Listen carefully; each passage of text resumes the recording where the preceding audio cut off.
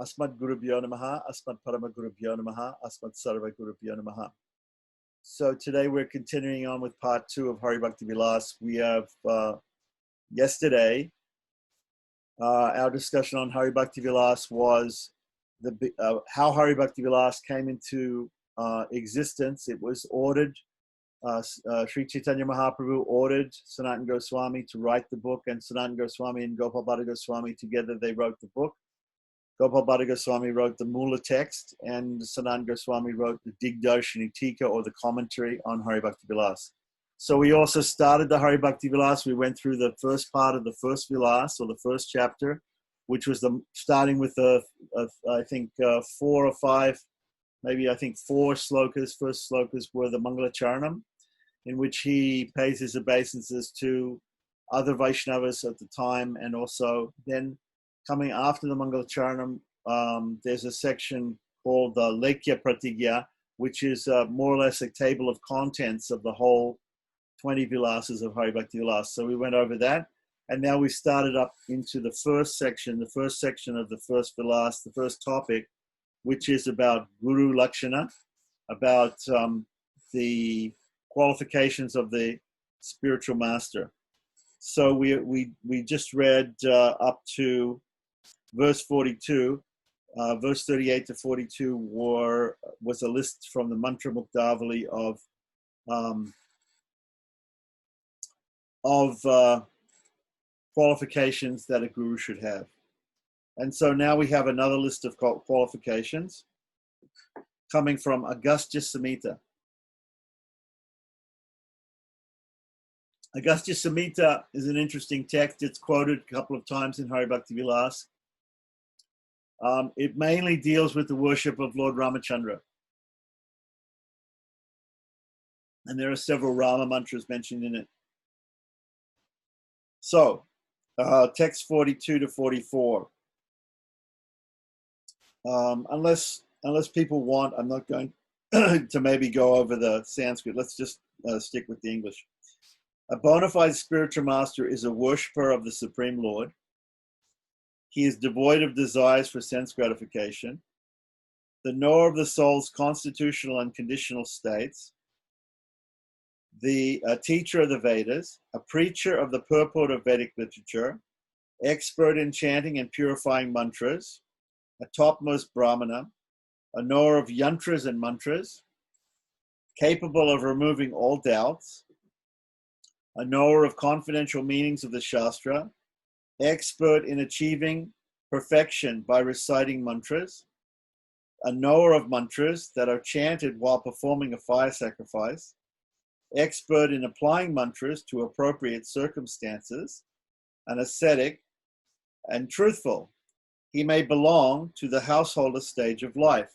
So that's interesting because we got the idea yesterday. We were talking about how there were a couple of quotes from the Vedas, from the Upanishads, that said samit panihi, that somebody should approach the guru with firewood in his hand.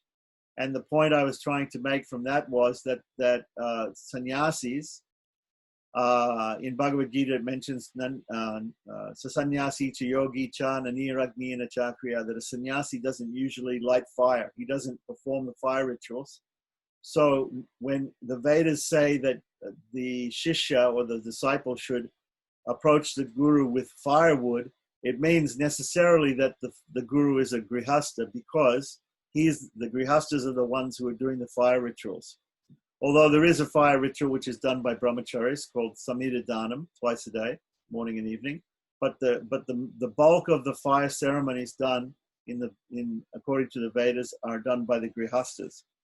So here this Agastya Samhita seems to be taking a different, slightly different idea, saying that it's good to have a tapasvi. In the Sanskrit, the word tapasvi is there, somebody who's an ascetic or a yogi, or perhaps a sannyasi, somebody who's renounced as a guru. But also it says grihasto guru uchyate. Right? So just to go over the Sanskrit, devato pasyaka shanto Vishyeshvapi Nisprihaha Adhyatmavid Brahmavadi Veda Shastrartha Kovidaha Udartum Chaiva Samhartum Samarto Brahmanottamaha Tattvagyo Yantra Mantranam. So he should know all about yantras and tantras and yantras and mantras. Marma Bheta Rahasyavit. Purascharana Krid Dhoma Mantra Siddha Prayogavit Tapasvi Satyavadi Cha. So Satyavadi means he should be a speaker of the truth, hopefully. That's good. And Tapasvi means ascetic. And Grihasto Guru Uchyate. So continuing on to text 45. The text 45 is from the Vishnu Smriti. In Vishnu Smriti it said, Paricharya Yasho Labha Lipsu Shishad Gurur Nahi Kripa Sindhu Susampurnaha Sarva Satvo Pakarakaha Nishpriha Sarvata Siddhaha Sarva Vidya Visharadaha Sarva Shamshaya Sancheta Nalaso Guru Ahritaha. Even though a spiritual master possesses the above-mentioned qualities, he should never accept disciples simply for his comfort, fame, and accumulation of wealth. Rather, a spiritual master who is most compassionate should accept disciples for the benefit of the fallen conditioned souls. Because a spiritual master is self-satisfied, by Krishna's mercy, he is the benefactor of all living entities, free from all material desires, always perfect, expert in all departments of knowledge, expert in removing all doubts, and never lazy. So, the next text is text 47 to 50, which comes from Narada Pancharatra, and it's a conversation between the Supreme Lord and Narada, the sage Narada. So it says, Sri Narada Pancharatra, Sri Bhagavan Narada Samvadi. Brahmanaha sarva kalagya kuryat sarvesh panugraham tad abhavad dvija shrestha shantatma bhagavan mayaha bhavitatma cha sarvagya shastragya satkriya paraha siddhitraya samayukta acharyatve abhisechitaha chatravit sudra jatinam chatriyo nugrahe kshamaha chatriyasyapi cha guror abhavad idrisho yadi vaishyashat tena karyascha dvaye nityam anugrahaha sajatiyena shudrena tadrishena mahamate anugraha bishekaucha karyau shudrasya sarvada. I'll try for the next class to have the text on the screen so everybody can see the text as well. But anyway, the translation of text 47 to 50 from Narada Pancharatra on the qualities of a guru, Hari Bhakti Vilas, first Vilas. A spiritual master should be an exalted Brahmana who knows the 5 types of knowledge which are described in Pancharatra. So just for everybody's information, the term Pancharatra means different things, and there are different explanations for it, what its meaning. But one meaning of Pancharatra is that Pancha, of course, means 5, and Ratra means night. So some people say it was spoken over 5 nights by the Lord to different personalities. But another meaning is that the word night also means ignorance. Darkness means ignorance. So night is dark, and darkness means ignorance. And that therefore the Pancharatra gives 5 types of knowledge which dispel 5 types of ignorance. So here he's alluding to this, that the spiritual master should know these 5 types of knowledge which dispel the 5 types of ignorance. We'll go and look in the Pancharatra and we'll see that definition, and we'll get back to you about exactly what the 5 types of knowledge are. And we can maybe discuss that a little further. But in any case, the idea here is that he should know the Pancharatra system. So there are many gurus out there who maybe are not Vaishnavas and they don't know the Pancharatra system. Yesterday we were also talking about another system of worship of the Lord. Pancharatra is an agama, or a method of worshipping the Lord, also called a tantra, but a Vaishnava tantra. And there's another Vaishnava tantra called Vaikanasa agama, which is another way of worshipping the Lord with more Vedic mantras. And there are many temples, especially in South India, where they still perform the worship of Vishnu according to the Vaikanasa agama. But in order to do the Vaikanasa agama, in order to be a pujari or an archika in a temple that follows Vaikanasa agama, you actually have to be born in a gotra of the sage Vaikanas. So it's only open to people who are born in a certain gotra, certain family lineage. Whereas the Pancharatra system is open to everybody. Anybody who is initiated into the Pancharatric system and follows the Pancharatra agamas in their worship, they can perform Pancharatric worship. So that's the first qualification given here. He should display his mercy to the members of all varnas by giving them initiation. So now he's saying, this is an interesting section because it talks about if somebody is in the Brahmin caste, or if someone's a Brahmin or is a Brahmin, then he can initiate all the other varnas. But there's going to be some discussion here about whether Kshatriyas, Vaishyas, and Shudras can initiate other varnas.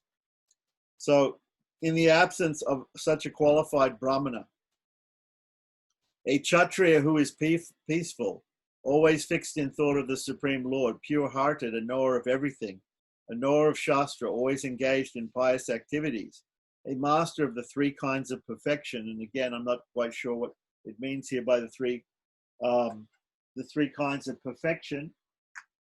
Right? But perhaps it says something about that in the commentary. And who has thus received initiation mantras from his own spiritual master is able to give initiation, otherwise not. So in the absence of a Brahmin becoming the spiritual master with all these qualities that were given before, the Vaishnava Brahmin, that a Kshatriya, a Vaishnava Kshatriya, with these particular qualities can do it. But if he doesn't have these qualities also, then he also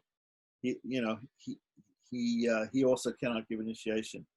So a Kshatriya spiritual master can display his mercy to candidates belonging from the Kshatriya, Vaishya, and Shudra communities. So there's a principle in the system of Varnashram. There's a principle that there is, of course, all the castes, all the sections of society are important.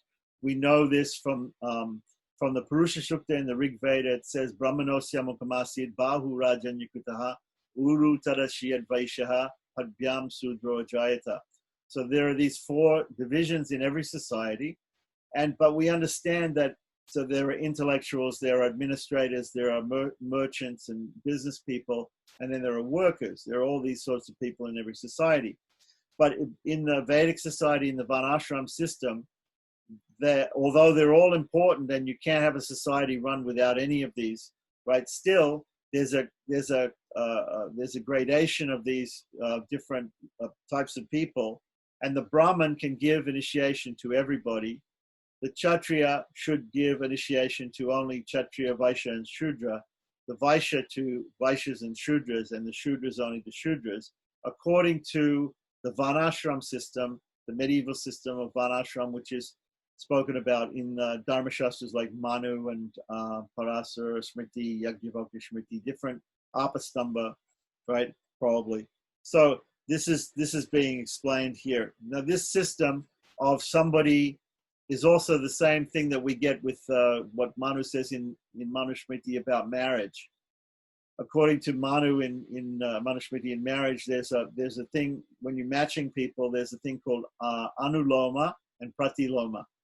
So Anuloma means if a Brahman marries a Brahman man marries a Brahman lady, then that's considered. Normally, the people in the different levels, they should marry another person on the same level. And Prabhupada also mentions this in the first canto when he talks about of the Bhagavatam, when he talks about the birth of Maharaj Parikshit. In one of the purports, he says a first-class man for a first-class woman, second-class man for a second-class woman, like that. So the idea is not that we consider the different levels of society to be first class, second class, third class, or fourth class. They're all important. They're all important. They all have their place.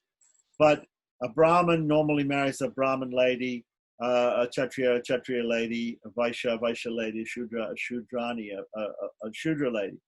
So if you do that, then there's no question of Pratiloma, Anuloma. They're the same level. If a Brahmin, however, marries a lady who is a Kshatriya, Vaishya, or a Shudra, then it's considered, the system is called Anuloma. And Manu talks about the offspring being of mixed caste, of what we've heard from the Bhagavad Gita, Varna Shankara. Varna Shankara means mixed caste. So that's one way of mixing, where the Brahmin marries below like that. And another way would be is if the Brahmin Shudra would marry a Shudra man would marry a Brahmin lady. That is called Pratiloma. It's it's instead of descending order, it's ascending order, like that. So here we have this idea of a guru should be from the highest section of society. He should be from the intellectual section.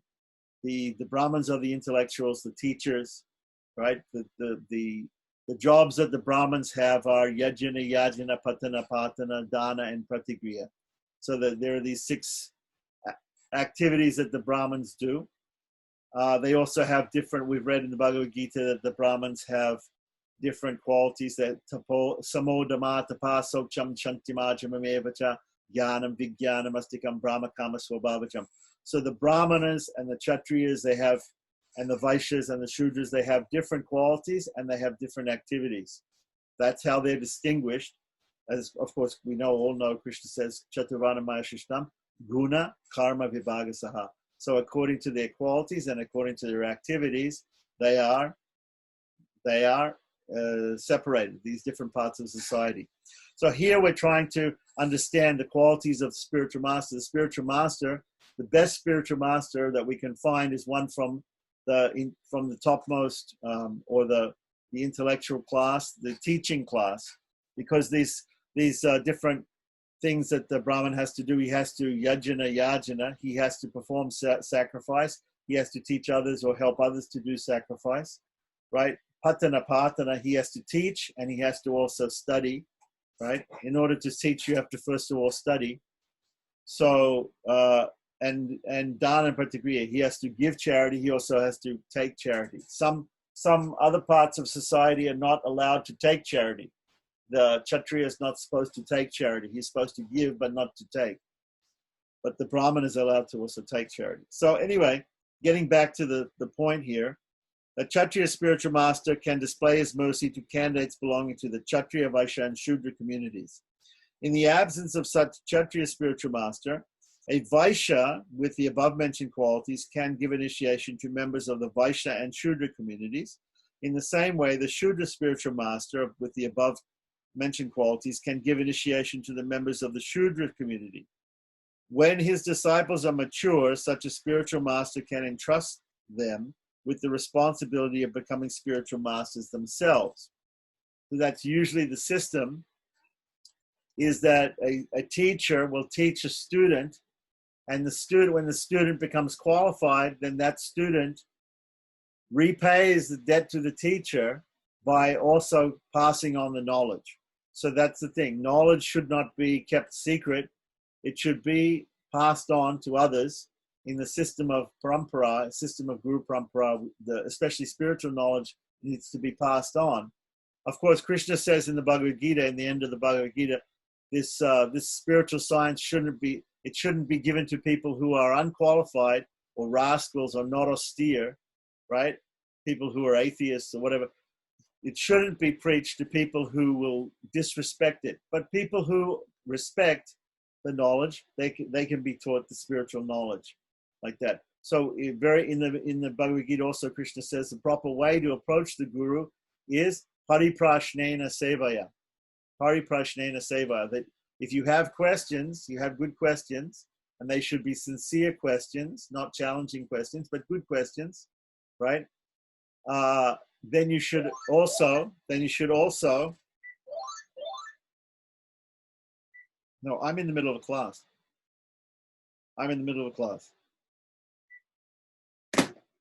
Okay, sorry, my intercom here. Okay, so we'll cut that out from the recording. So so pariprashnena sevaya. When you approach a teacher, you should do it submissively with your questions, but you should also be prepared to serve the teacher, right? And the minimum service that you can do for a teacher is to take seriously his answers, what he tells you, and try to understand them and try to realize the knowledge he's giving you, and then to pass it on to others. Actually, we can never repay the debt that we incur by. We have many debts that we incur from our parents giving us our body and the rishis and God giving us the earth and all these things. There are many debts that we call rina in Sanskrit that we incur just by being born in this material world. And there are different things that we do to alleviate those debts. But the debt to the spiritual master of spiritual knowledge is a debt which is very difficult to repay. And the way that we repay it is by passing that knowledge on to others also.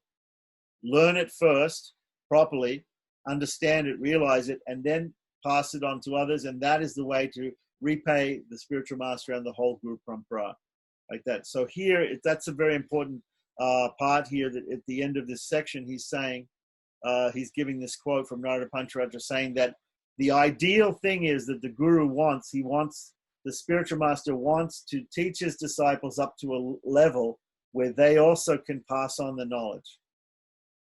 That's what he wants. That's his desire.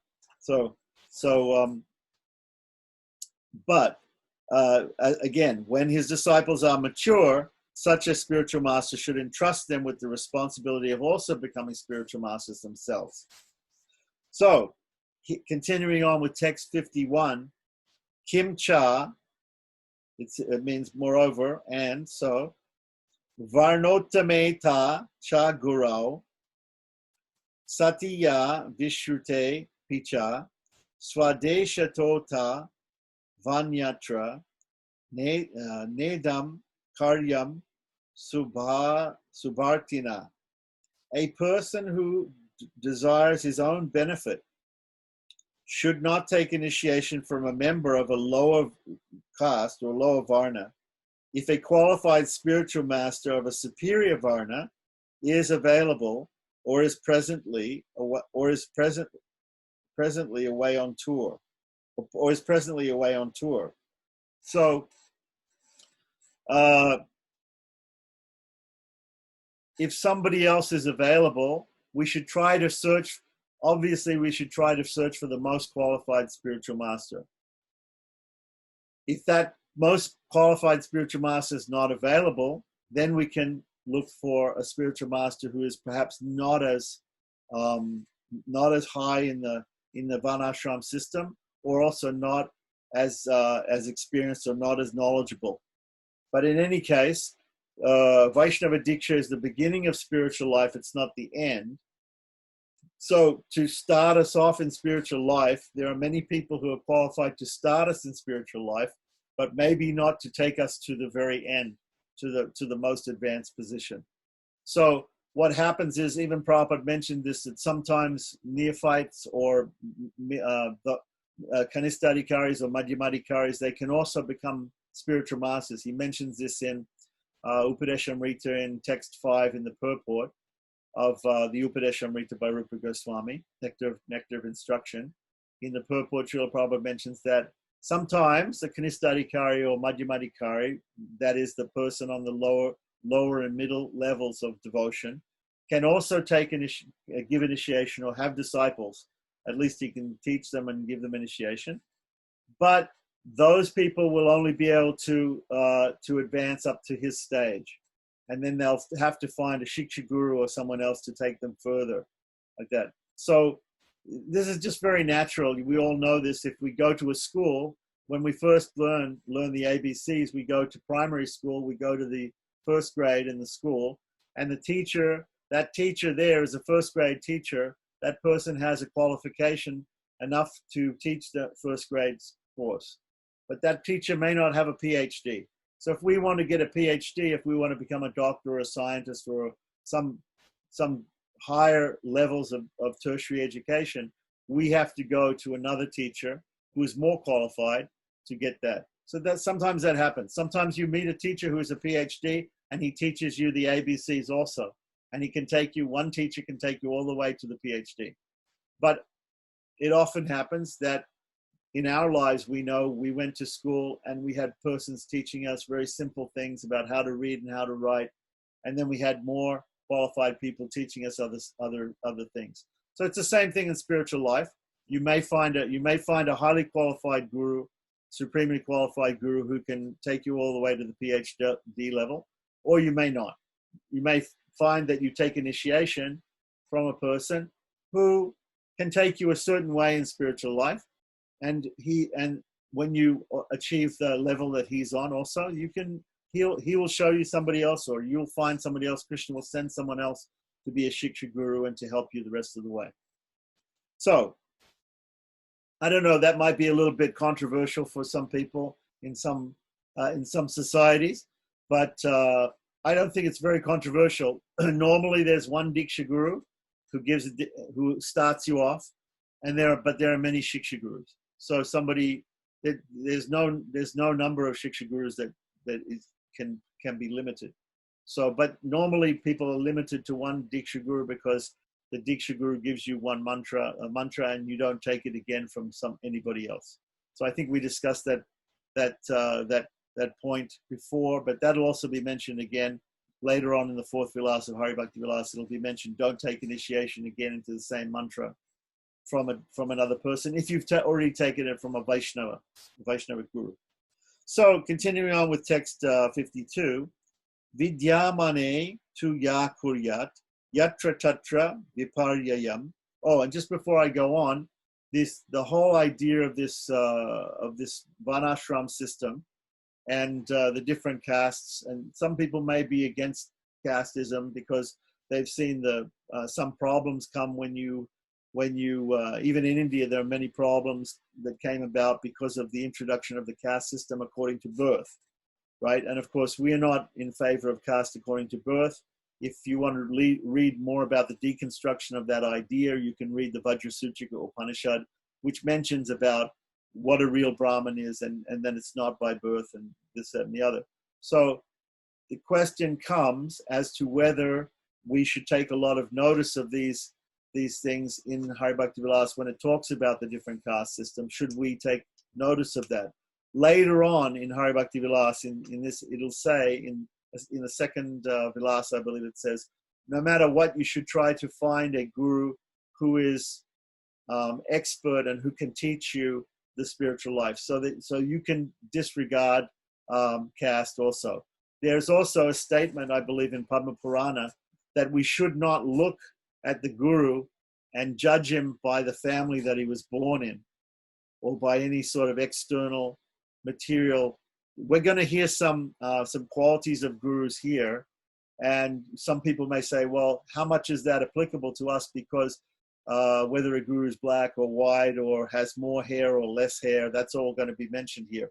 And so it's not a disqualification. The reason it's mentioned here, some of these little qualities and qualifications that a perfect guru can have, right, is it's just mentioned. But it's not a deal breaker in the sense that we have to only take initiation from a guru who doesn't have too much hair or too little hair, or is of a different skin color, or is a different caste in society. Exactly. So, okay, so we should just keep that in mind. So, text 52. Vidyamane tu ya kuryat yatra tatra viparyayam tasye hamutra nashasyat tasmat shastroktam acharet chetravit shudra jatiya pratilom. See here, this word pratilom is coming. Pratilomyam na dikshayet. So the translation is, a person who transgresses this practice, the practice of taking initiation from the person in the highest part of society as possible, right? And also, it's just practical. It's just practical also that there are different people in society. There's the intellectuals, the teachers, and then there's the administrators and the businessmen and the sudras and the workers, right? So there's these different types of people in society. If you take initiation from a person who is a businessman, he has a business to run. So he doesn't have all that much time to teach you spiritual things. The Kshatriya or the administrator has so many battles to fight and so much politics to engage in, so much administration work, right? The Shudra, if a person is a guru but he's a Shudra, means he's a worker. He's working. He's got a 9-to-5 job, or he's got some work to do like that. He also doesn't have that much time to teach you. So if you really want a person who I could learn ABCs, right? I could go to any person in the street and say, "Can you teach me the alphabet?" But who has the time to do it? The primary school teacher has the time to teach me because he's a teacher. That's his job. So similarly, in the Vedic society, in the Varnashram society, the Brahmins, they actually have more time to teach because it's naturally their position to teach. So that's the reason why it's being said here. Not that you can't learn the ABCs from a Kshatriya or Vaishya or Shudra, from those people, but maybe they don't have that much time to devote to that. So anyway, so the point is also made in the last verse, that if somebody is very great spiritual master, but he's away on tour, let's say he's out of the country for a while, or he's off on a tour, then perhaps you should just wait till he comes back instead of taking initiation from somebody less qualified. So here it said, a person who transgresses the practice of taking anuloma diksha. Anuloma diksha means if you can't find a great intellectual brahmana, superior brahmana to take initiation, you take from a Kshatriya, a Vaishya, or a Shudra, depending upon your caste or your position in society, right? So then he says, a person who transgresses this practice, even when the spiritual master of a superior varna is available, meets with destruction both in this life and the next. Therefore, one should always follow the prescriptions of the Shastra. The Shudra, Vaishya, or Kshatriya should not give initiation to members of a superior varna. So that's very interesting, because sometimes you'll find that somebody is a Vaishnava and they're very, very humble. They're very, very humble, and therefore they don't think that they're very great, and therefore they don't give initiation because they don't feel that they're qualified to give initiation to others. That's also a possibility. Like you might have people like Raghunath Das Goswami, or even Haridas Thakur. Haridas Thakur was born in a Muslim family. Raghunath Das Goswami was born in a Shudra family. Even the Goswamis like Rupa and Sanatan Goswami, they were born in Brahmin families, but they were considered outcasts because they worked for the Mohammedan government. The Muslim government, the Mughal government at the time, was in charge of India, or at least North India, some places. And Rupa and Sanatan Goswami, they used to work as ministers in Bengal for the government. which was run by the Mughals, the Mohammedans, and they even had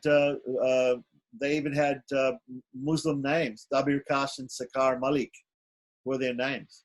They had these names. So, of course, they were born in Brahmin families and they were called Rupa and Sanatana Goswami, but they were considered to be Brahma Bandhus. They were considered to be fallen Brahmins because they lived and worked with the Muslims, like that. So because of that, and also because of caste ideas about Haridas Thakur and Raghunath Das Goswami, they didn't have a lot of disciples. Whereas somebody like Gopal Bhatta Goswami was a Bhatta. A Bhatta means that he was born a Brahmin. He's a Brahmin. He came from South India. And he had many, many disciples because it was acceptable for him as a person in the Brahmin caste to be a teacher, like that. Even though these others, Rupa Goswami, Sanatana Goswami, Raghunath Das Goswami, Haridas Thakur was Namacharya, the Acharya of the holy name, but he didn't have any disciples because of the prevailing social customs at the time. So these particular statements here in Hari Bhakti Vilas are some of the reason why people don't like Hari Bhakti Vilas, and they say it's a smarter shastra, is because it deals very closely with the prevailing attitudes at the time it was written 500 years ago in North India, that there should not be this pratiloma type of initiation, that the person should not, if he's in a lower part of society, give initiation to somebody who's in a higher position. Now, the other thing is somebody can be very humble, and no matter what situation he's in, no matter what part of society he comes from, right, he might feel, although he's a great devotee, a great Vaishnava, he might feel that everybody else is more advanced than me. We've heard that this is the idea of a Mahabhagavat, somebody who's very, very advanced spiritually. He may think that others are less than, that I am less than everybody else. I'm very humble, and others are more advanced than me. And so in that case, it becomes very difficult to convince that person to give initiation because he feels that he's low. He feels that everybody else is greater than him, even if they objectively don't know more about spiritual life. So that's why Srila Prabhupada used to say that the Uttamadhikari has to come down, the topmost Vaishnava has to come down to the middle Vaishnava level when he preaches, because when he's preaching, if I preach to you, I have to think, at least theoretically, that I know something more than you, right? I can't get up and say I'm a teacher, right? Unless I think I know more than you.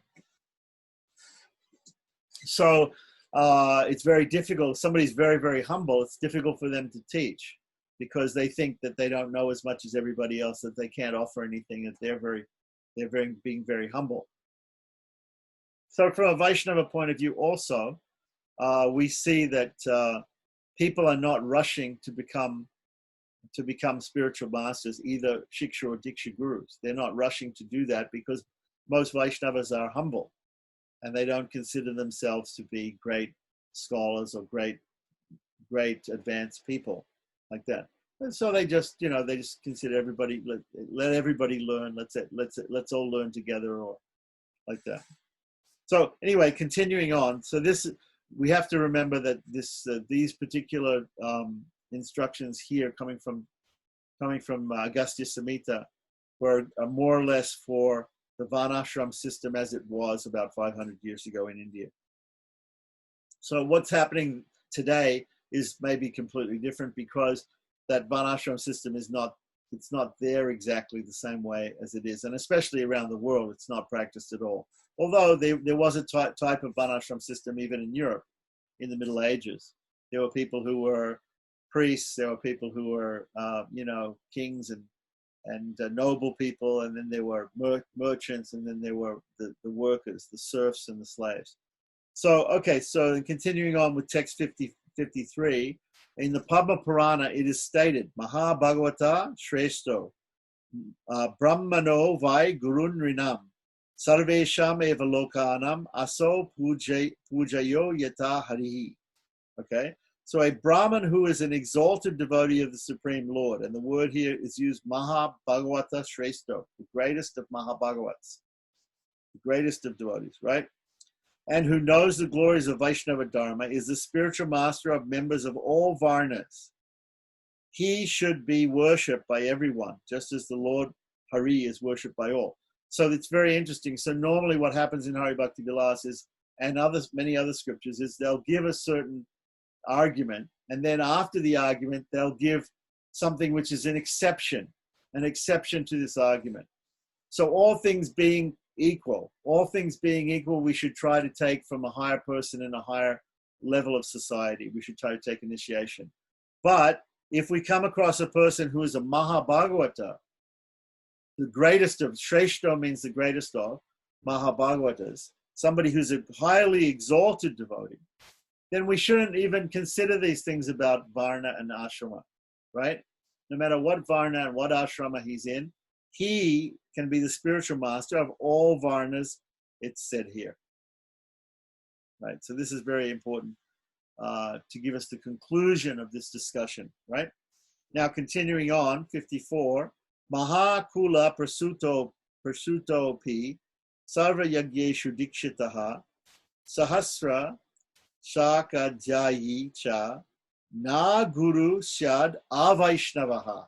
Okay, this is a very important instruction. So just as that great personality, that great Mahabhagavata, best of the Mahabhagavatas, can be the spiritual master for anybody, for everybody in all Varnas, no matter what position in society he's born in or he comes in, right? Even if he comes in a very low position, but if he's a Mahabhagavata, he can be the guru for everybody.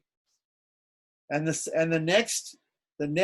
opposite is also true. The opposite is also true. It says here, if a non-Vaishnava, person who's not a Vaishnava, is born in an aristocratic family or a very high caste family, is expert in performing all types of sacrifices, Sarva Yagyeshu Dikshitaha, has studied thousands of branches of the Vedas, Sahasra Shaka Jayi, right?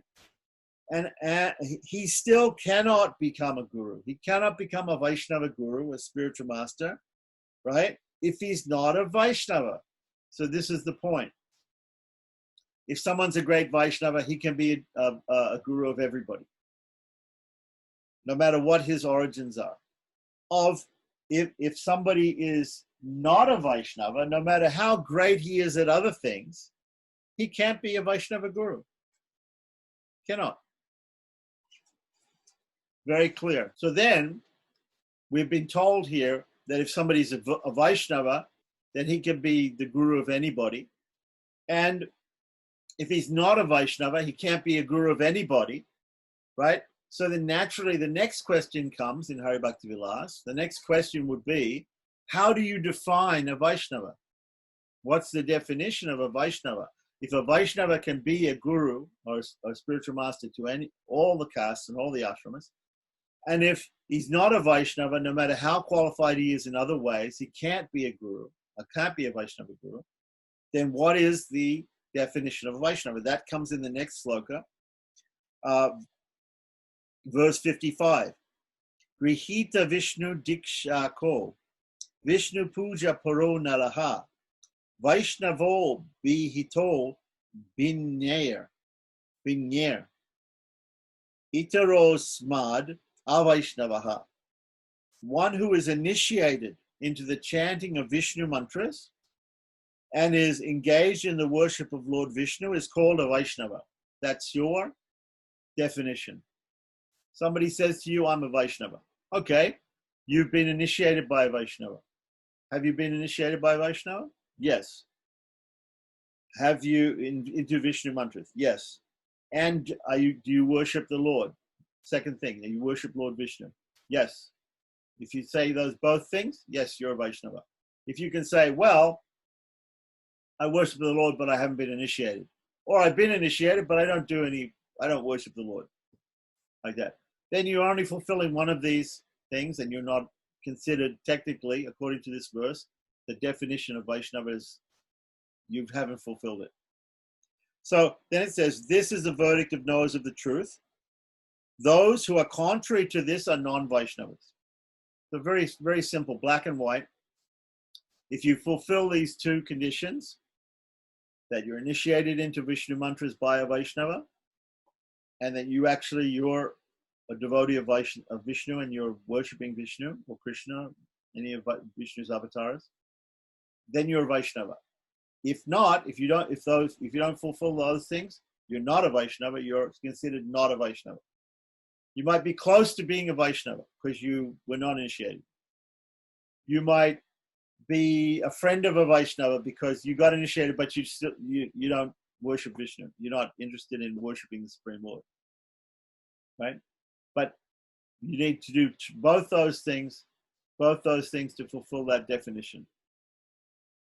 So now that he's given in Hari Bhakti Vilas, now the Goswamis have given this comprehensive look at the qualifications of who can be a teacher, who can be a spiritual teacher, a guru, either Shiksha Guru or Diksha Guru, right?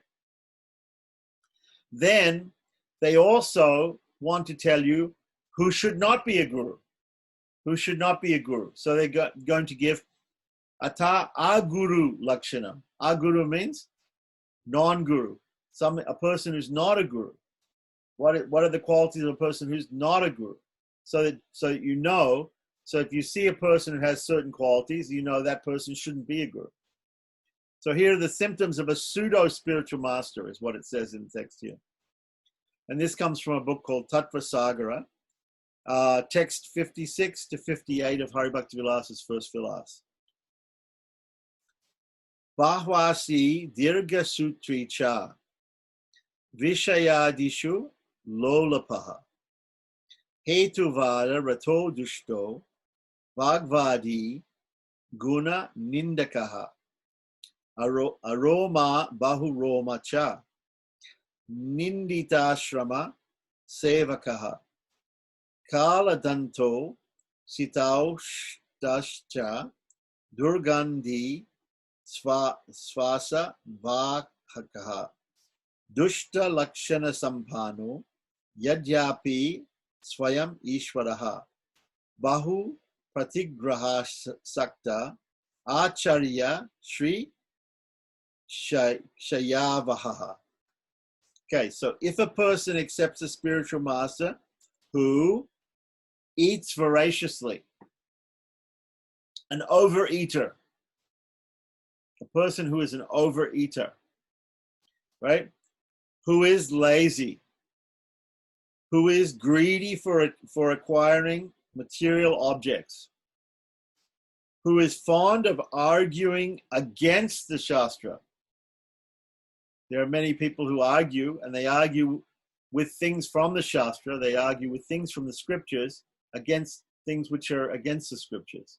But if you're arguing against the scriptures, right? A person arguing against the scriptures, that's bad. Who is a blasphemer, someone who blasphemes the Supreme Lord or his devotees. Even worse, to blaspheme the devotees, right? You may get forgiven for blaspheming the Lord, but the Lord will never forgive you for blaspheming the devotees. Who has no hair or much hair on his body. So too much hair or too little hair. See, remember, we've got this thing, too much hair and too little hair. This is a very minor thing here. But it has to do with being clean, of course. And then, or who is very cunning and thus accepts a great deal of charity, even though he does not require it. Does not require it. So sometimes the guru wants to amass wealth, he wants to amass material wealth, even though he doesn't require it. Even though he doesn't require it. He has his house, he has everything. So why would he require a lot more? So he doesn't require it, accumulating more than is necessary. All of his good fortune and opulence will be exhausted. Okay, so if a person accepts a guru with any of these bad qualities, then that person, that disciple, that student will all of his good fortune and opulence will be exhausted. Right? So it's saying that in that way, it's saying you should not accept a person like that. Okay? All right. So, Swami, yeah. I have just one question. Sure. Because it is said here also, who is happy to expose other sinful activities. Oh, okay. So if I'm sorry. If I'm correct. Yeah, I'll read it again because I missed some lines. Again, verses 56 to 58. If a person accepts a spiritual master who eats voraciously, who is lazy, who is greedy for acquiring material objects, who is fond of arguing against the Shastras, who is mischievous, who is happy to expose others' sinful activities, right? So even though many people perform sinful activities, why should we go about rumor mongering or exposing other people's sinful activities? Sometimes if somebody performs a sinful activity, they become sorry about it and they repent, they want to not do it anymore. And that in that case, we should not expose those things. Normally we don't expose because it makes it harder for that person to repent, harder for that person to change his life. If he is made a laughing stock or ridiculed or has his, what we say in English, we say dirty laundry shown everywhere, his bad acts,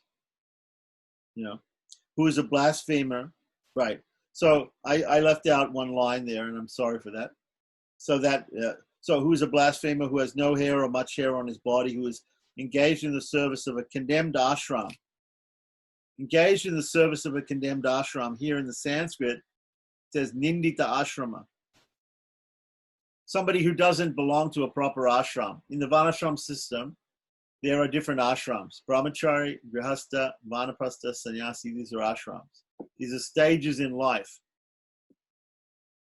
Somebody who takes up a stage which is of life, or has a type of lifestyle which doesn't really fit with Vaishnavism, with the path of Vaishnavism or the scriptures, his style of lifestyle, So he's not a grihastha, but he's also not a brahmachari.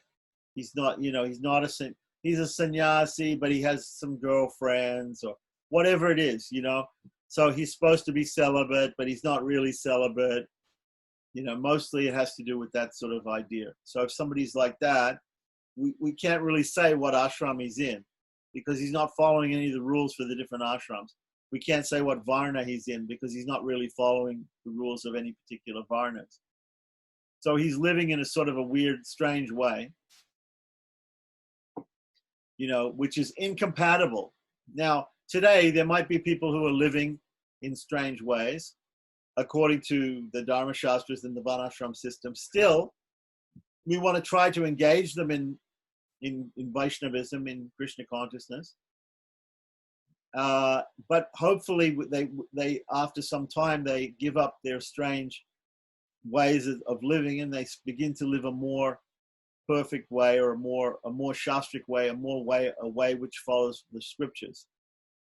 So, but certainly here we're talking about, right, somebody who is the guru. So the guru shouldn't be doing that.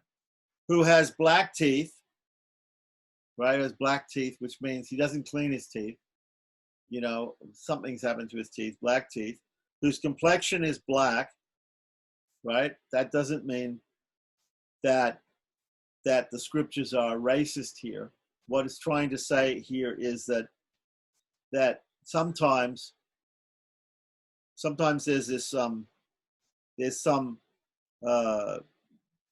there's some ideas in here about different people. The word varna, by the way, also means color in Sanskrit. So sometimes they think of white, red, yellow, or white, yellow, red, and black as being different colors associated with different varnas or different classes in society. But when it says here black, it can also mean like the teeth. When your teeth are dirty, they're black, like that. So when somebody has a black complexion, it may be because he's just dirty. It's not. It doesn't necessarily mean a person who is not Caucasian, so who is of black skin, like that. Or so whose lips are black. Again, if you have black lips, probably you might have some disease actually. If you have black lips, the lips, there's a lot of the lips are usually red color because of a lot of blood flowing through the lips. If they're black, it might mean something really wrong with his health, right? Who has bad breath? Again, bad breath, right? It's not that we are against people who have bad breath. If you have some disease, you might have bad breath. That halitosis or bad breath is caused by some digestive disease that you have, or not cleaning your teeth and not keeping proper mouth, hygiene. So all of those things, when it's mentioned here, black, it doesn't necessarily mean people who are black and people who are white as far as race is concerned. It's got to do with being clean. The guru is clean, and the Brahman is clean. Samodamatapa socham. Socham means he's clean, right? And who has bad breath, and who is very cunning, and who accepts a great deal of charity even though he does not require it. And a person who does take initiation or does take instruction even from a person like that, all his good fortune and opulence will be exhausted. Okay, so that's a section on that, on the guru. Now, we're going to next section we're going to talk about the student. Now remember, the guru's purpose is to take the student and make him a teacher. The guru wants the student to be taught, to be realized, and to become a teacher himself. So it means, obviously, every student doesn't have every quality that the teacher has in the beginning. But ultimately, the students' qualities also have to become the same as the teachers. So just by understanding the qualifications of the guru, we can already understand the qualifications of an advanced student. So here we have Ata Shishya Lakshanani, the symptoms of a disciple, or the qualifications of a disciple. And again, from the same book, Mantra Muktavali, that we saw before, we have verses 59 and 60, or actually up to 62 of Hari Bhakti Vilasa. And so here we are. Shishya Shuddhanavaya Shriman Vinita Priyadarshanaha Satyavak Punya Charito Adabradhir Dabravarjita Kama Krodha Parityagi Bhaktascha Guru Padayoho Devata Pranavakaya Manovagbir Divanisham. So, a genuine disciple is one who is faithful, who comes from a noble family, and who is attractive, humble, pleasing to the eye, truthful, pure, intelligent, free from pride, free from lust and anger, devoted to the lotus feet of his spiritual master, and always inclined to the service of the Supreme Lord with his body and mind. I would say the most important aspect here is that he is truthful. He is truthful. This was given in the story in the Upanishads about Satyakam Jabala, the boy who was the bastard son of a maidservant and who approached the Brahmin guru in the Gurukula and wanted to be admitted to the Gurukula with the other Brahmin boys. And the guru asked him what is his lineage, and when he told him truthfully that my mother doesn't know who my father was, right? Because she had a liaison with different men. So therefore, the guru could understand. He said, you are a Brahmin because you told the truth. You are qualified to be in the school and be taught by me, the Guru, because you are truthful. And we can also remember that in the Bhagavatam, in the beginning of the Bhagavatam, there's the story of Dharma coming in the form of a bull that has 4 legs. And in this Kali Yuga, in this particular age that we have, only one leg is still able to work, and the other 3 legs are broken. And they represent the different sinful activities, like illicit sex, meat eating, intoxication, gambling. These are these four ideas. And so there are these principles, these spiritual principles, or principles of living. They have to also do with things which these things destroy. Illicit sex destroys cleanliness.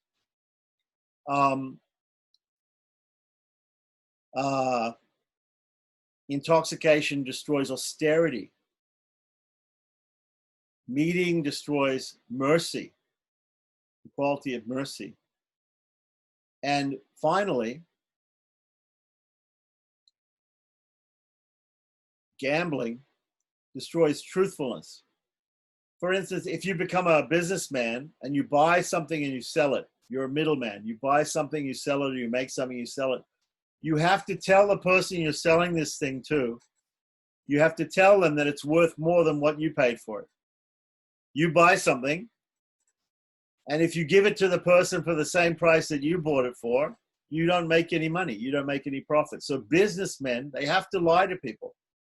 They must lie to people. They must tell them this is worth $10, even though they bought it for $5, because they want to make that profit of $5. They want to make the what's in between, I forget what it's called, but anyway, the profit margin is what they want to make, you know?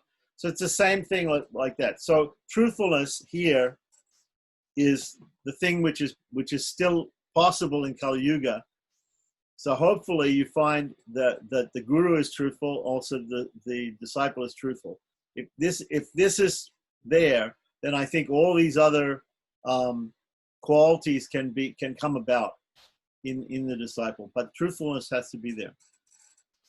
So continuing on, Nirujo Nirjita Shesha Pataka Shradyanvitaha Dvijadeva Pitrinam Cha Nityam Archa Parayanaha Yuva Vinayata Shesha Karuna Karanalaya Ityadi Lakshaner Yuktaha Shishyo Dikshadikaravan. One who is free from disease, less sinful, faithful, devoted to the Supreme Lord and to the Brahmins and the forefathers, young, self-controlled, and merciful, is fit to be initiated. Okay? So there we have the list of all these wonderful qualities that an actual student should have. And that student is fit to be initiated. So the guru has to take people, and if he takes a person who is at least truthful, and what do we mean by truthful? The person should know that he doesn't know. In order to approach a guru, in order to approach a teacher, you have to admit that you don't know something. If I go to a teacher, I don't go to the teacher to try to tell the teacher something. I don't try to teach the teacher. I am going to a spiritual master because I want to know what the spiritual master knows about spiritual life. So I have to first of all admit that I don't know about spiritual life before I approach a teacher. Because if I think I already know about spiritual life, I'm not going to approach a teacher, right? Just like if you think that you already know a subject, you don't go to school, you don't enroll in a school, you don't pay the tuition for a school if you already know a subject. Why would you pay? Why would you go to a school? Why would you spend your time studying something you already know? So if you feel that you know, don't go to school. If you know that you don't know, If you understand that you don't know, if you understand that you actually are ignorant, then you need to go to the guru, you need to go to a teacher and say, teacher, I'm ignorant, I don't know, please teach me. I have a pretty good idea that you know, please teach me. So that is the most important thing. The most important thing is that the person has to be sincere and know that he or she doesn't know about spiritual life as much as the guru, and therefore approach humbly and ask questions. So text 63 is from the 11th canto of the Bhagavatam, 10th chapter, 6th verse, where it's stated, Amanyamat saro daksho nirmamo vridaso hridaha asatvar yota jigyasur anasuyur amogavak. A true disciple is free from pride, non-envious, and diligent. He does not maintain the conception of I and mine. He's firmly faithful to the spiritual master and his worshipable Lord. He is inquisitive and devoid of jealousy, and he does not indulge in idle talk or gossip. Right?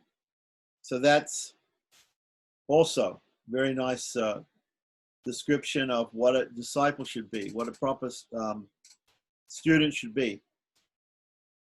Now it says, and who is the person who should be looking to see that these qualities are, well, all of us should look to these qualities and make sure, at least as students, we're all students, we all should be trying to come up to these qualities, at least of students, if not the qualities of a guru. And then it says here, the next section is, who should be rejected? Who should be rejected as not a proper student? A person who's not a proper student. So this is important for teachers or gurus to know. They look at a person and they should say, no, this person, I can't teach this person. I don't want this person as a shishya, as a disciple. I can't teach this person, right? Because of his bad qualities. So again, from the Agastya Samhita, it's stated, this is text 64 to 67. Alasa malina klista, dhamabhika kripanastata, daridra rogino rusta, ragino bhoga lalasaha, asuya matsara grastaha, shata parusha vadinaha, anyayo parijata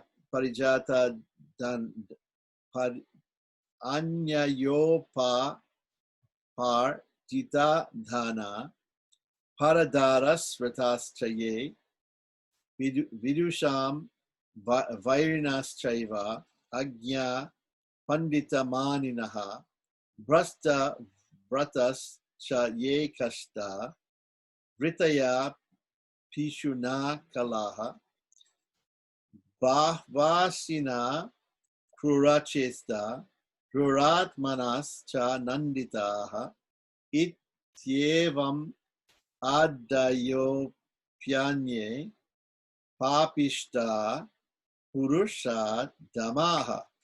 Okay, so this looks to me like 4 slokas, 64, 65, 66, 64, 65, 66, 67. Yes, 4 slokas. Although a spiritual master may accept a surrendered soul who has faith and devotion as his disciple, right? Even though he may not have the other good qualities that were mentioned, right? So here it's saying, so if somebody's got faith and devotion, then the teacher can accept them, even if he's missing some of these other qualities or all of these other qualities. He should avoid making disciples with the faults that are now being described. One should not accept a disciple who's lazy, who's impure, proud, a miser, wretched, diseased, angry, attached to sense gratification, greedy, envious, jealous, a cheater, or harsh. He should not accept a person who over-endeavors for material gains, earns money through improper means, enjoys another's wife, is inimical to intelligent persons, falsely claims to be learned, does not follow any vow, earns his livelihood with great difficulty, finds fault with others, and gives distress to others. He should not accept as a disciple one who is a voracious eater, cruel, sinful, evil-minded, crooked, or the lowest among human beings. There's some pretty bad qualities there. Continuing on, text 68, again from Agastya Samhita. Akritye bhyo nivaryascha guru shiksha hishnava navaha evam bhuta parityajya shishyatve no pakalpitaha. Those who cannot be restrained from performing activities that should not be performed, and those who are unable to follow the teachings of a spiritual master are unfit to become disciples. A spiritual master should unhesitatingly reject such people. So, who are unable to follow the teachers of the guru are unfit to be disciples.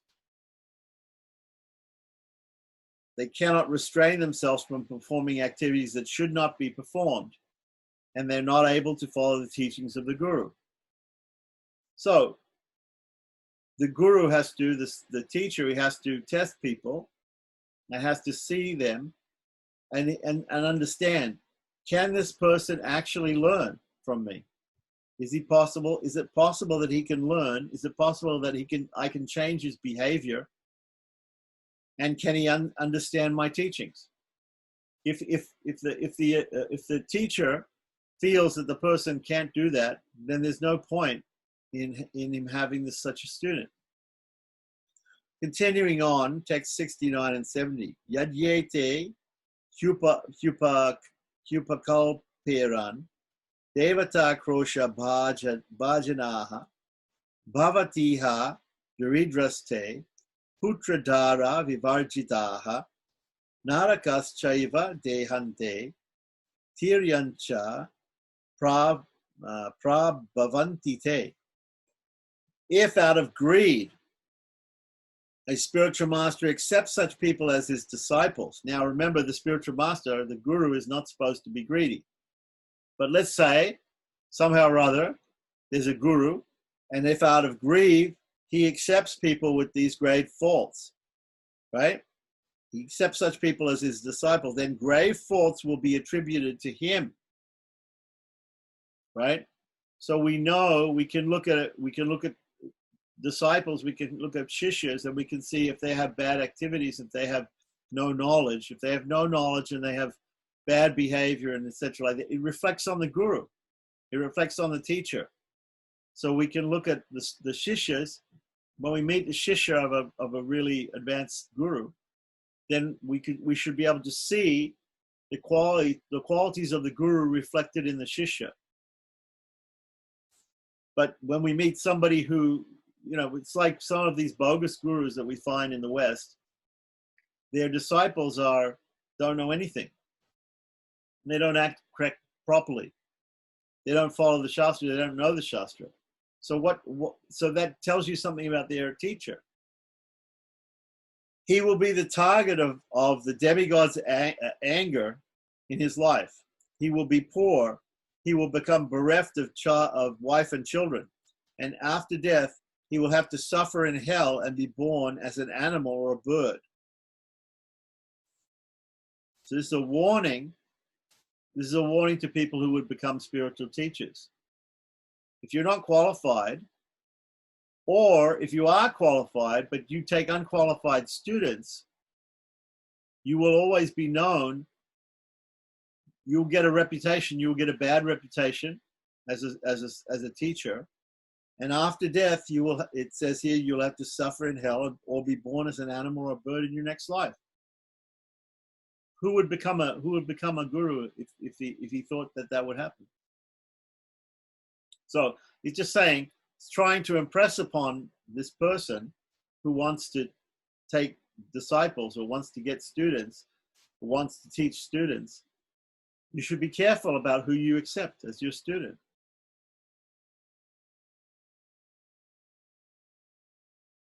So continuing on.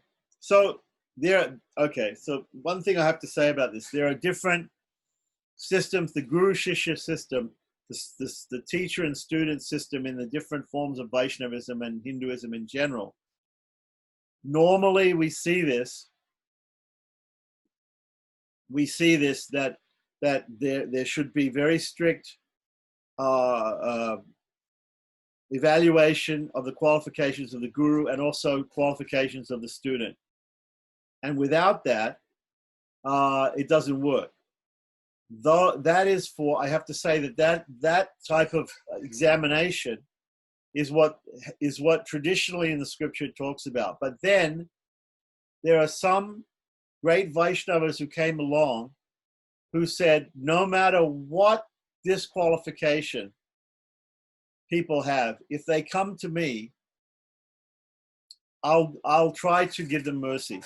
I'll try to engage them, no matter what disqualification they have.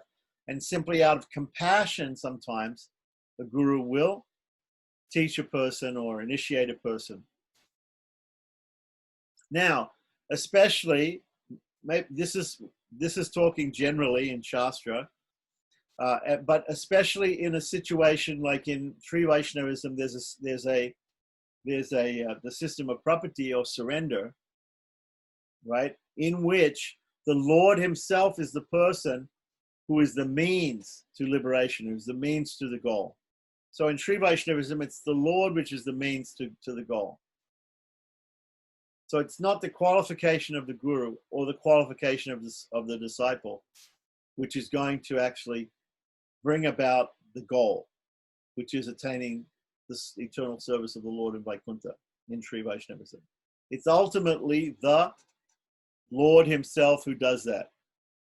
So therefore, we see specifically in Sri Vaishnavism, not so much an emphasis on the qualification of the students or an emphasis on the qualification of the gurus. Of course, we always want to find a good guru. We also always want to find a good student.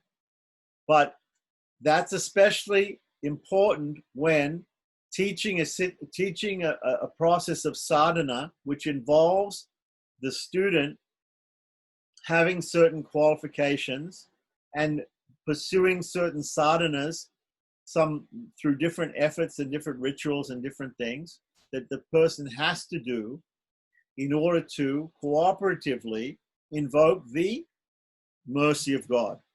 So what do we want? We want the mercy of the Lord. The Lord is going to shine mercy, and there's two different ideas. One idea is that the Lord will show mercy on people only if they endeavor to serve the Lord. If you take one step towards Krishna, he'll take 100 steps towards you, right? So obviously, the amount of effort that you put in, the amount of effort that Krishna puts in is different, right? You are not as great as Krishna, as God. So you can put in some effort, and that your small effort is reciprocated by Krishna 100-fold. So that's one idea. One idea is called cooperative grace. Cooperative grace means grace is there, but only if you put in a little bit of effort. The same thing is there in other religions also. In the Christian religion, you have this debate between faith alone and faith and works. So some religions, like the Catholic Church in Christianity, they believe in faith. They have faith the Lord will save them. But in order to attain that faith, in order to God to give them grace, to give them mercy, they feel that certain acts have to be done. They have to do so many things in order to do that. So works are important aspect. Whereas You have other forms of Christianity, specifically Protestant Christianity, where the emphasis is also on the grace of the Lord, but the emphasis is not on performing acts to attain the grace of the Lord, but only in the causeless grace of the Lord. So that's also there in Sri Vaishnavism. And it's considered to be the dichotomy between bhakti and what is called prapatti. Prapatti is just pure surrender, and bhakti is the process of surrender with works. With works. So here we're talking about the qualifications of the guru and the disciple and the shishya are very important. Because why? Because the disciple wants, the guru has to answer the questions of the disciple, so he has to be knowledgeable, and the disciple has to follow the orders of the guru and do so many acts of sadhana, right? So whereas you will find specifically in Sri Vaishnavism, at the time of initiation, the gurus don't normally tell the disciples to do anything. They don't tell them to do anything. They don't tell them to vow anything, do anything, whatever it is. They just say, okay, who are you? You are surrendered to the Supreme Person. You're taking refuge at the feet of the Lord. That's all. And the Lord will save you. That's all. That's a very Protestant idea. It's a very Protestant idea. Whereas in other forms of Hinduism and Vaishnavism, the guru will specifically instruct the disciples to perform particular sadhanas that have to be done in order to achieve the goal. So that is cooperative grace versus causeless grace. And the example of this is given. An example of this is given with the two animals, the cat and the monkey. And Srila Prabhupada talks about this. We can pull it up somewhere. That the mother monkey carries the baby monkey, but she doesn't hang on to the baby. The baby has to hang on to her. So you have a picture of a monkey, and the baby's on the back and is holding on to the mother. So there is some effort by the baby. If the baby lets go, the baby falls off. The mother doesn't pick the baby up. The baby has to hang on. So this is like, the other example given in Gaudiya Vaishnavism is Vishwanath Chakravarti gives a commentary about the Damodar Leela, where Krishna is bound by Mother Yasoda. Krishna is tied up by Mother Yasoda. She keeps trying to tie him up, and always the rope is 2 inches short. So the purport given by the Acharya there is that that 1 inch is the mercy of God. The other inch represents the effort by the devotee to do the sadhana and to surrender to the Lord, right? So that the effort has to be there, and the Lord's grace has to be there in order to complete the knot, to tie the knot. So that is the example of the monkey. The example of the cat, however, the mother cat comes along, the baby kitten is simply lying there doing nothing. And the mother cat comes along, picks up the kitten in her mouth and takes it to safety. The baby kitten doesn't have to hang on to the mother. The mother just picks it up. So this is called causeless grace. The other one is called, there's cooperative grace and causeless grace. So these are two systems, and they're considered to be separate. In Sri Vaishnavism, they're considered to be separate. One is considered to be Bhakti Yoga, and one is considered to be Prapatti. Now, in other forms of Vaishnavism, like this Hari Bhakti Vilasa's Mani for Gaudiya Vaishnavas, it does talk about surrender to God, definitely talks about surrender to God, but it talks about cooperative grace, that we have to cooperate, we have to perform different sadhanas and do different things. And by doing that, we attain the grace of God. So these are just two different methods. And we see that there are different methods taught by the Lord in the scriptures. He teaches karma yoga, where a person works, and by offering the fruits of his work, he gets the grace of God. Jnana yoga, a person studies the scriptures. By his study, he gets the grace of God. a bhakti yoga where somebody does shravanam, kirtanam, all these different archanam, bandhanam, dasyam, all these different activities he does. And by doing those things, he gets the grace of God. But at the end of the Bhagavad Gita, in the 18th chapter, verse 66, he says, Lord Krishna says, Sarva dharmam parityaja, abandon all varieties of religion, abandon all dharmas, and just surrender unto me and I'll save you. Because at the end of everything, Arjuna was still thinking he couldn't do these things. Even all these yogas were explained to him, and still he was thinking, I don't know what to do. And Krishna says, okay, sarva dharma, all these dharmas, prityaja, give them up and just surrender. Mam ekam, only me, surrender to me, and I will protect you from all sinful reactions. Don't fear. So he says that to him. So, of course, there are different understandings of that mantra. There are different understandings of that order by Lord Krishna. And we can't say also that in Gaudiya Vaishnavism or any form of Vaishnavism, it's not emphasized that one should surrender to the Lord. One should surrender to the Lord, one should surrender to the spiritual master, and by that surrender, one will be saved. One will definitely be saved. So we can't say that one form of Vaishnavism is perhaps better than another form of Vaishnavism, because all of them are teaching the same thing here. You have to approach a spiritual master. He's coming in a lineage, coming from God, and he is going to help you to surrender to God. And by that surrender, you're going to be saved. The only question is how much in that particular sect or sampradaya, how much the guru is going to, or what exactly the guru is going to ask you to do. Or how is that going to practically manifest? So there are doctrines and practices. So the doctrine of surrender is always there. Across the board in all sampradayas, in all sects of Vaishnavism, the doctrine of surrender is always there. Is it an active form of surrender or a passive form of surrender?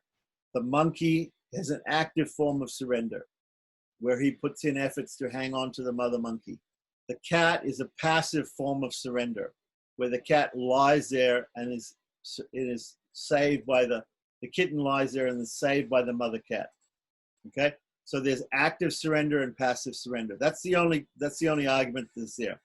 So anyway, let's continue on. That was a big aside, which is not necessary really, but if you're just reading Hari Bhakti Vilasa to understand what it means particularly for Gaudiya Vaishnavas or Vaishnavas in general.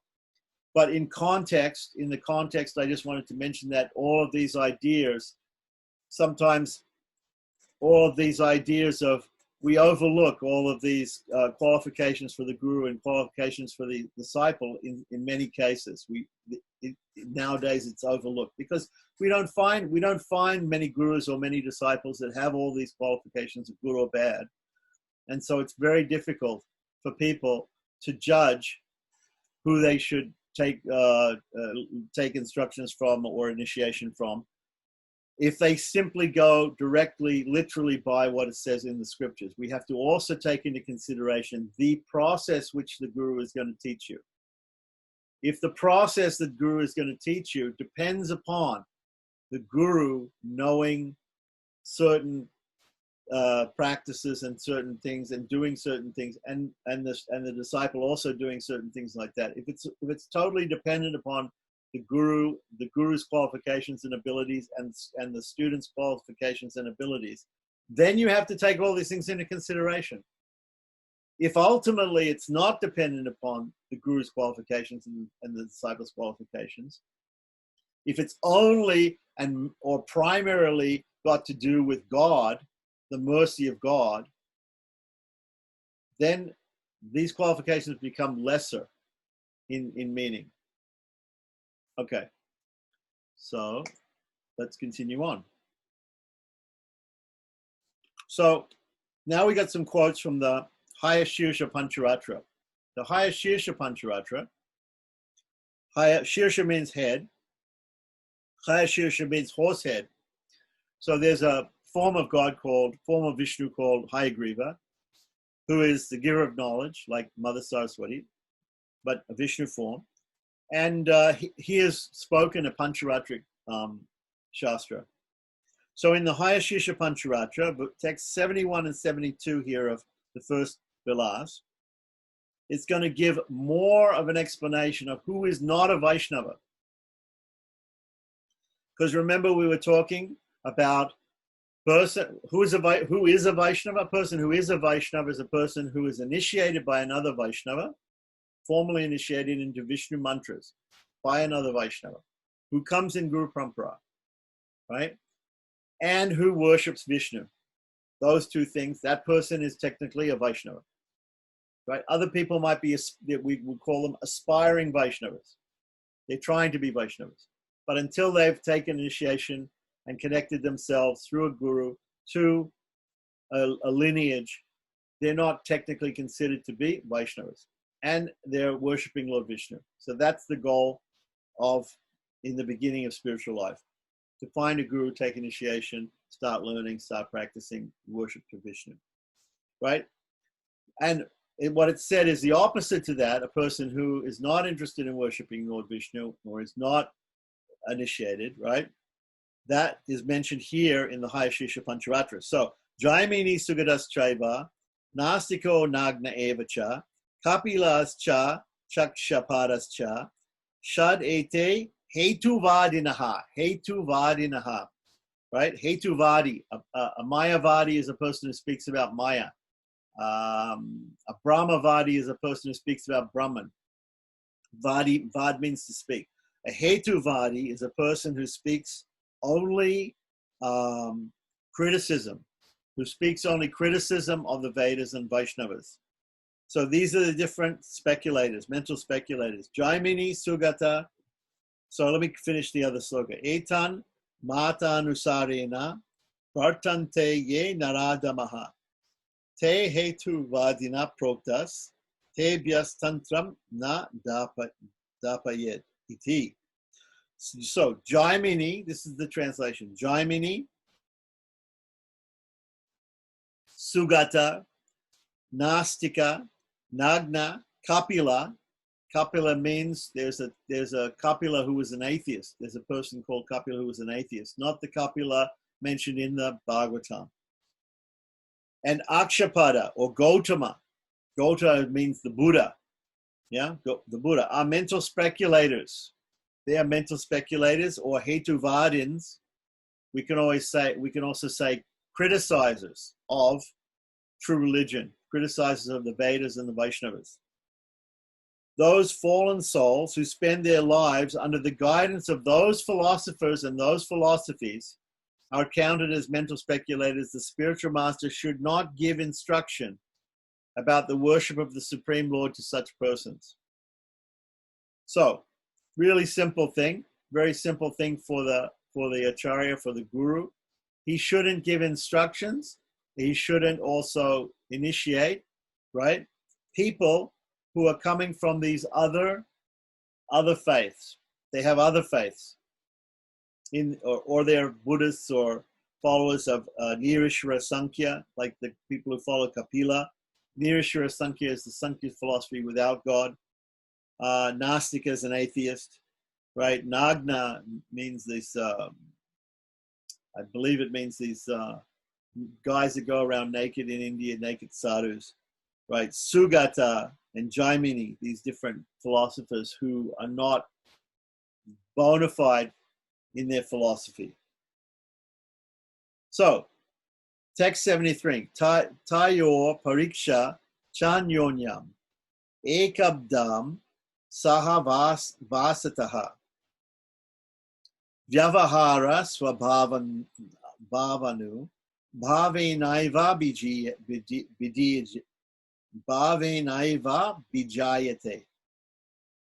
Okay, so here it says, for at least 1 year, the spiritual master and his prospective disciple should live together and learn about each other's behavior and nature before they formally accept the relationship of spiritual master and student or disciple, teacher and student.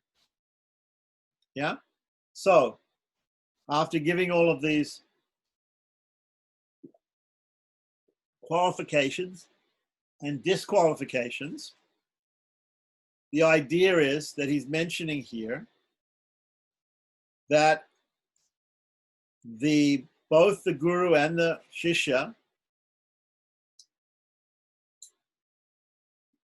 are going to live together. They're going to test each other for 1 year. They're going to test each other for 1 year. And at the end of that time, the student decides, yes, I can formally become a student of this person, a disciple of this person. And the master, the spiritual master, decides, yes, I can formally give this person initiation at the end of 1 year. So here's the test. The next thing it talks about the test of a disciple. This is again from that book, Mantra Muktavali.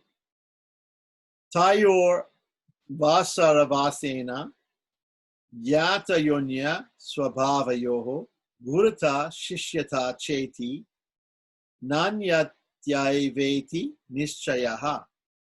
The spiritual master and the student should live together for 1 year to know each other's natures before they formally accept one another as spiritual master and disciple. There is no alternative to this, right? So this next section is going to talk about that. It's going to talk about the testing between the student and the teacher. Text 75. In the Vedas, in the Shruti, it is also said, Na samvatsara vasine deyat. The spiritual master should not give initiation without first living with the disciple for 1 year, for a year. And there's a book called Sar Sangraha, which says, Sadguru swashritam shishyam varsham ekam parikshayet. The bona fide spiritual master should test the surrendered disciple for a full year. Then text 77 says, Ragyi chamat yaja doshaha patni papam swabhatari tata shishyar jitam papam guru prapnoti nishchitam. Just as a king has to take responsibility for the faults of his ministers, and the husband has to take responsibility for the sins of his wife, a spiritual master has to accept the accumulated sins of his disciples. It's a little bit controversial verse here. If the student sins, even after initiation, if the student sins, then the idea is that the person who is in charge of the student, the teacher, who has taken responsibility for his spiritual life, he also is going to have some anxiety if his students are doing things against what he's telling them to do. So the process of diksha is actually diyate muktiranaya chiyate papanashanam diyate kshiyate tasmat diksha vidiyate. So that diksha, something is given and something is destroyed. The mantra is given, and the mantra itself, the potency of the mantra, which is Lord Krishna in seed form, destroys the sins of the disciple. So it's not actually transferred. The sins are not actually transferred to the guru, or even if we accept this idea that the sins are transferred to the guru, the idea would be that the guru also transfers those sins up the guru parampara, and ultimately those gurus are arrested in Krishna and they are destroyed. But sometimes we do see that people, in the Bhagavatam it says, Guru na sasyat swajano na sasyat. Don't become a guru, don't become a teacher, don't become a king or a parent or a husband unless you're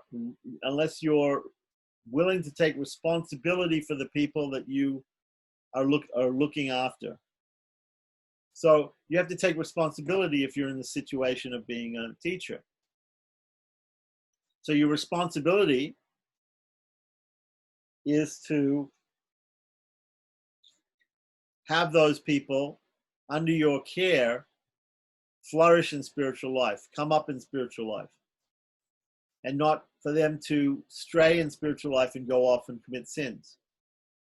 So the idea is if you do let them go off and have perform sins, or if you don't stop them from straying like that, then you have to take their karma. So, but in fact, in Diksha, the idea is that the karma is destroyed by the giving of transcendental knowledge, Divya Jnanam. Divya Jnanam Yato Dadyat, which is stated here also in Hari Bhakti Vilasa, but is also stated in Jiva Goswami states it in, I believe, Bhakti Sandarbha 286, I believe. That Divya Jnanam Yato Dadyat, the word Diksha, which means initiation, is made up of two words, Di and Cha. Di means diyate, something is given. Cha means kshayate, something is destroyed. Divya Jnanam Yato Dadyat. So Dadyat means to give. What is given is Divya Jnanam, transcendental knowledge. By the giving of transcendental knowledge, Kuryat Papasya Sankshayam. Right? That Divya Jnanam Yato Dadyat, Kuryat Papasya Sankshayam. The second line says that all the sin, Papasya, is destroyed. Sankshayam. Tasmat Diksha Disapoktak Deshikai Statvakovide. The qualified knowers of the truth term this to be Diksha, or initiation. Spiritual initiation is the giving of the mantra which destroys sins. The mantra is the essence of the knowledge given by the Guru. So the Guru gives the mantra and also gives the esoteric meaning of the mantra. And by that esoteric meaning of the mantra, by meditating upon that and by using the mantra, by chanting the mantra, one destroys his sins. Also, when we chant mantras, that also destroys sins. Right? The word japa means janma nishedh. The ja means janma nishedh, no more birth, no more rebirth. Janma nishedh, papanasanaha iti japaha. So the word japa itself means no more rebirth and sin is destroyed. So when we chant japa of a mantra, of a spiritual mantra, it destroys our rebirth and our sin. Why are we taking rebirth? Because of sin. To destroy the sin, the karma, there's no rebirth. So, this is important. So, now it says from Krama Dipika, which I described before as by Keshava Kashmiri, the Embarkacharya. In the Krama Dipika it said the following. Santosha yed akutilad drata ratma tam sver daner sva vapusya pyanukula vandya abda trayam kamalanaba diyati dhiras tushte vivat shatu guravata mantra diksham. It is the opinion of the knowers of the truth that a sober person should consider his spiritual master to be as good as God, and thus serve him with a sincere heart. Whatever wealth he may possess, his body and pleasing words, for 3 years he should serve him with a sincere heart, whatever wealth he may possess, and his body and his pleasing words, for 3 years before he can ask him for initiation. When his spiritual master is pleased with him, he can beg for initiation. So this is particularly important for those persons in Gaudiya Vaishnavism who are following, or in Nimbarka Sampradaya, Gaudiya or Nimbarka Sampradaya, who follow this book Krama Dipika, which is quoted so much here in Hari Bhakti Vilasa, and which this book again is centered around the mantra, the Gopal mantra, Klim Krishnaya Govindaya Gopijana Vallabhaya Swaha. If you want initiation into that mantra, normally if you want initiation, Hari Bhakti Vilasa is saying here, 1 year is enough to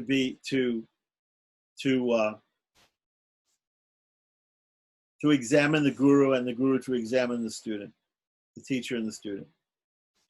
However, if you want to follow this Krama Dipika, it says 3 years. It says that you should serve the guru for 3 years before asking him for initiation. So this is interesting. We don't usually see that that's the standard that is normally today accepted. So normally 3 years is not a standard which is accepted today, but usually 1 year is enough. But for this particular mantra, they're saying here 3 years before you, because it's talking from Kramadipika, and in context, Kramadipika is about taking initiation from in the Gopal mantra. So now that they've introduced in Hari Bhakti Vilasa this idea of serving the Guru, not only testing the Guru, but also serving the Guru. And by serving the Guru tests the disciple also, tests the student. So now it's going to talk about in what ways the student should serve the Guru. Because obviously, if you're going to serve the Guru for 3 years or even 1 year, what are the activities that you're going to perform as a student? So, the next part is a quotation from the Kurma Purana and a section of the Kurma Purana which is called Sri Vyasa Gita, the Gita of Vedavyasa. And it gives the process of serving the spiritual master, Ata Visheshataha, the specific Sri Guru Seva Vidhi, the specific process of serving the teacher, the spiritual teacher. Uda Kumbam, Kushan Pushpam, Samidho, Asya Harit Sada, Marjanam Lepanam Nityam, Anganam Vasasam Karet, Charet, Nasya Nirmalya Shayanam, Paduko Pana Havapi, Akramed Asanam Chayam, Asandim Va Kadachana, Sarayed Danta Kastadin, Krityam Chasmai Nivedayet.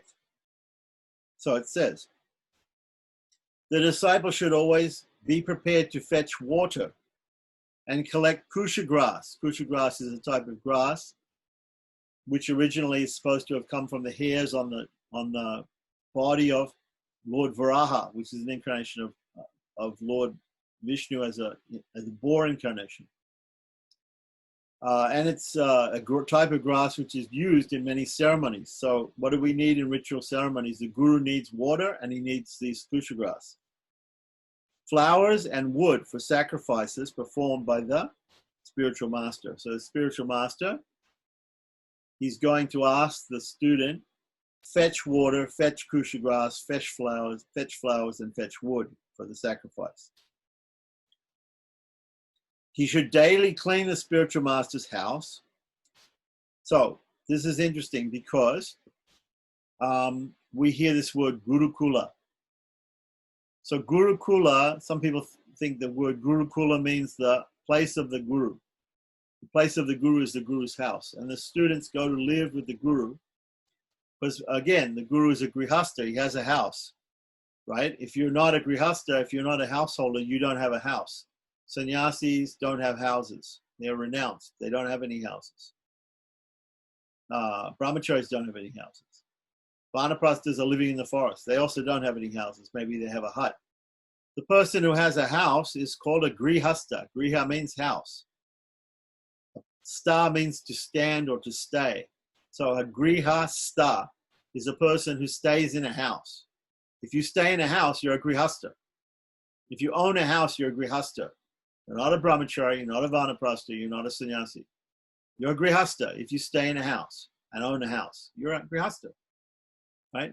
So, householder stays in the house, and the typical ancient system was that persons would go and they would live with the grihasta, with the man and his wife and his family. The guru's wife, and the guru's family. So the word kula actually doesn't mean place of the guru. Kula means family. Kula. If we say kula devata, right, it means the God of our family. The specific form of God that we worship in our family might be Lord Venkateshwara, might be you know, some Udupi Krishna, whatever, might be some different form of God. Satyanarayana.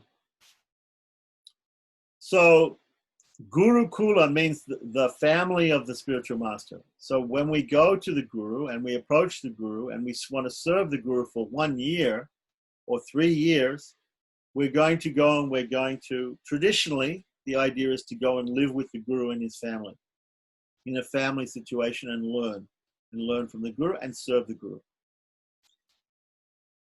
So, he should clean the spiritual master's house daily, give him a massage, and wash his clothes. So he has to do all these menial tasks for the Guru. He should never step on the spiritual master's flower garland. So the Guru is given a garland, and he might take it off at some point. So there, even the garland of the Guru is considered to be holy, and don't step on it. Or his bed. So he should never step on his garland, his bed, wooden or leather slippers, whatever the Guru has, sometimes wooden shoes. It's a type of wooden shoe that they make in India. Some people, some sadhus wear those shoes. Asana or seat, right? He should never step on the Guru's asana. His shadow or eating plate. So never disrespect these things, the personal things that belong to the Guru. Or even the Guru's shadow. Don't step on the Guru's shadow. It's considered to be impolite. Right? So these are some etiquettes that are being given here. Now, of course, today, maybe somebody has a Guru, maybe the Guru has a washing machine, so that the student doesn't have to wash the Guru's clothes because the Guru's got a washing machine and the Guru's wife is maybe doing the washing, or the Guru himself is doing his own washing. It doesn't mean that these are just some traditional services. These are some traditional services which some students do. It doesn't mean that every student has to do them. It doesn't mean that everybody's going to get a chance to do these things. But it's just some mention in the scriptures that these are some things that you could do when you're living with the Guru for 1 year or 3 years. He should serve the spiritual master by arranging a twig for him to brush his teeth. Okay, so we're going to learn later on how to brush your teeth with a twig. So in the old days, they didn't have toothbrushes that they used every day that were made of plastic, which is considered to be an unclean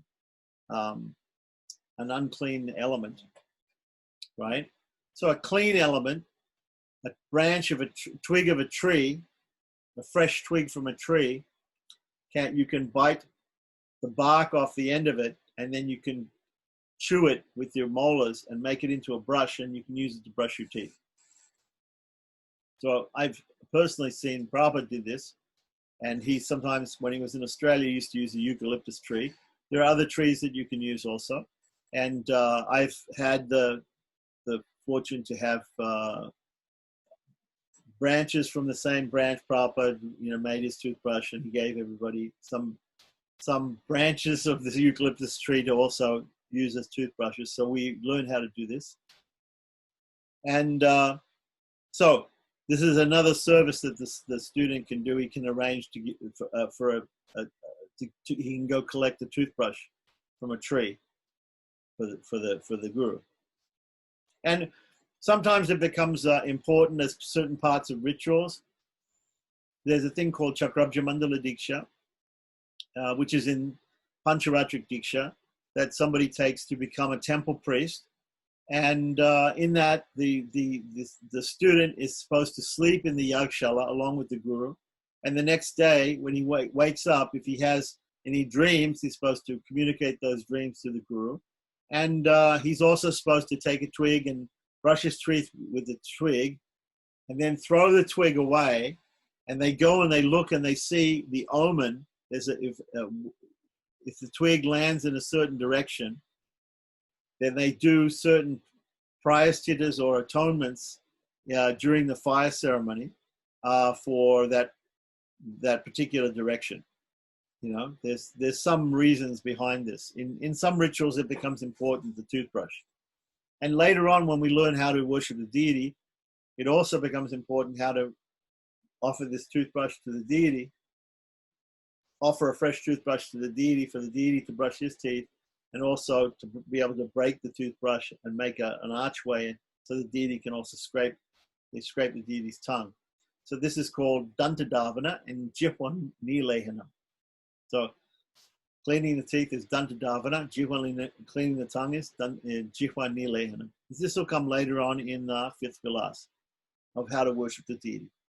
So anyway, it's just mentioned here that the student can find a twig for the spiritual master to brush his teeth with, and other necessities.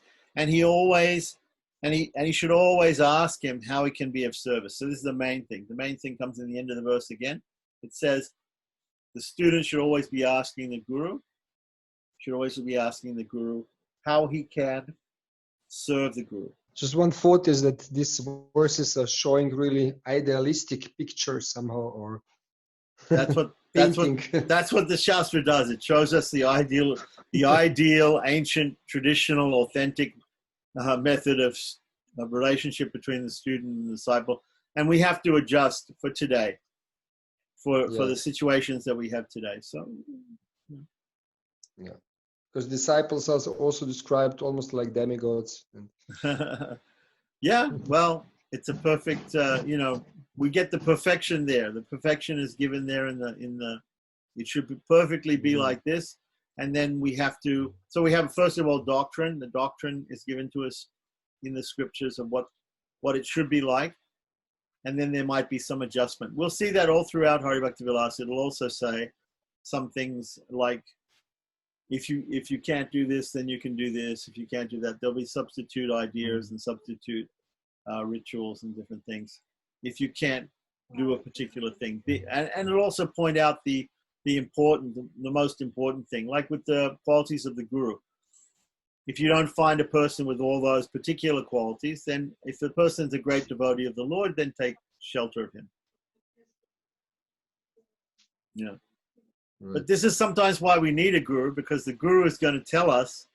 If we just read this in the scripture, we'd be confused. Where's that person who's living out in the forest and he's got his hut and he's doing his fire ceremonies, and we come with some wood. I mean, today, if you met a guru today and you came and you said, "Here, I brought you some wood," you probably wouldn't know what to do with it, because he's not probably doing those ceremonies. But so it's not exactly the way it's today as it is in all circumstances, the way it's written in the scriptures, and we have to understand that, and we have to take some modern society and modern things into consideration. Yeah, these are all details, but the general primary things we have to understand. We have to look through the details and find what's the primary thing is service. If first of all, the guru has to be a devotee, he has to be a Vaishnava, and second of all, our service to him can be anything he asks. But ultimately, our real service to him is to teach what he teaches us to others.